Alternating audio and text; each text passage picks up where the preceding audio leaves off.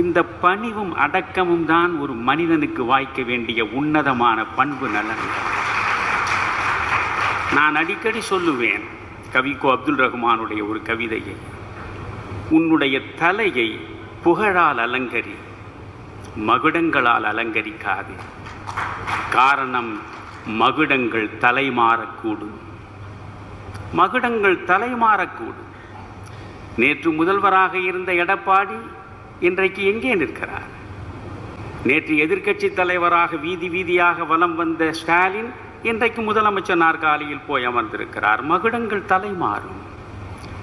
எந்த மகுடமும் நிரந்தரமானதில்லை. ஆனால் புகழ் மகுடம் உங்கள் தலை மீது வந்து சேர்ந்தால் இறப்புக்கு பின்னாலும் அது உங்களை பற்றி பேசிக்கொண்டே இருக்கும். எல்லா மக்களும் இன்றைக்கு அண்ணாமலை அண்ணாமலை அண்ணாமலை என்று அண்ணாமலை மயமாகவே மாறிவிட்டது. உண்மையிலேயே அதிசயமாகத்தான் இருக்கிறது.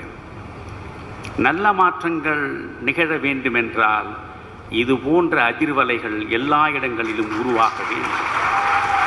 எல்லாமே மாறக்கூடியது என்கிறார். எல்லாம் மாறக்கூடியதுதான். தோன்றியது அனைத்தும் அழியும்.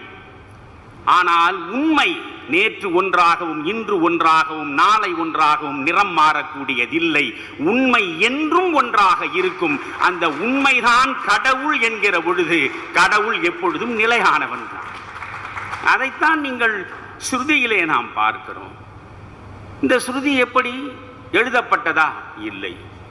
காற்றின் மூலமாக அன்றைய முனி சிரேஷ்டர்களின் காதுகளிலே வந்து விழுந்து அவர்களுக்குள்ளே வளர்த்தெடுத்த ஞான தேடலில் அனுபூதியாக வெளியே வந்து சேர்ந்தது இந்த ஸ்ருதி என்று.